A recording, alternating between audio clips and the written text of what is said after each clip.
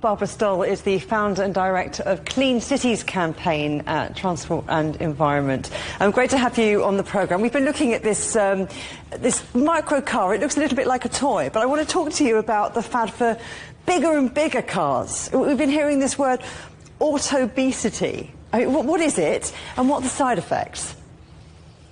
Yeah, thank you so much for having me. So Autobesity, also known as car spreading, as we've been talking about it, is the global trend of cars getting bigger, heavier, and more powerful in the form of SUVs or sports utility vehicles, and to some extent pickups. And what we're seeing is that in Europe, SUV sales have ballooned. So whilst in 2010, they represented about 11.5% of all new sales, they represented over 55% in 2024. So that's like a five-fold increase. And that's even worse in the UK, where they represent about 60% of all new sales. And of course, this growth physically shows up in these vehicles, because what we're seeing is that the front of the vehicles is rising 1 centimeter every 2 years. And that's also true for the width of the vehicle. And so basically, these giant SUVs are like growing us out of our cities. And they're simply really, really bad for our cities and the environment. If it's bigger, it's going to cost more to fill up. If it's a petrol car, it's going to need a bigger battery or need to charge more frequently if it's electric. So what about the impact on road safety or on congestion? I mean, it does sound like you're not much of a fan. Yes, it's not a secret. We're not a fan.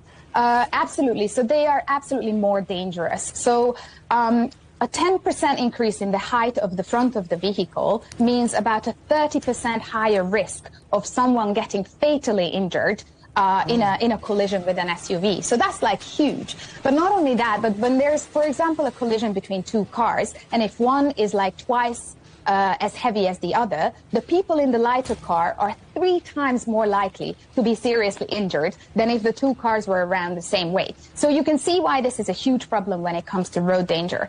Not only that, and of course we've already heard this, but they just take up more space. They're just bigger, they're heavier, they're more powerful, and what they do is they squeeze the rest of us out of our cities. So basically they make pavements really difficult to navigate. They don't fit in traditional parking spaces anymore, and they really physically take away space from things that are also needed in cities, such as greenery, such as, wider pavements for pedestrians and wheelchairs and buggies to fit.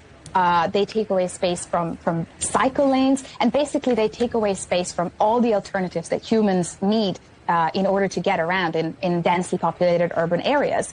They also pollute more, so that's already been talked about. They 20% more fuel than an average car, and they're really more expensive as well. So they cost about 59% more than a normal hatchback. But so many cities seem to be on this drive to be cleaner and greener and to push cars out of cities.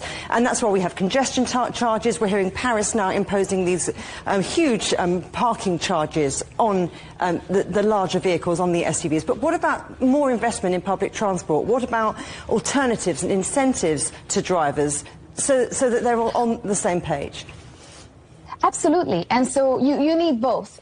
So you need sticks and you need carrots. What Paris has done is absolutely transformational, not only in this area, but in other areas as well. And basically the result of tripling the parking charges for SUVs means there's 2/3 less SUVs now on Paris's streets, which is amazing. So other cities should follow suit. But not only that, of course, you have to provide incentives for people to be able to have and take advantage of the alternatives. So better and cleaner and more accessible public transport, better active mobility infrastructure, meaning basically cycling pathways, pedestrianization and better pavements, and also, car clubs, electric car sharing. So basically you need to give people many alternatives in order so that they don't feel so attached to their cars. Barbara Stoll, thank you so much.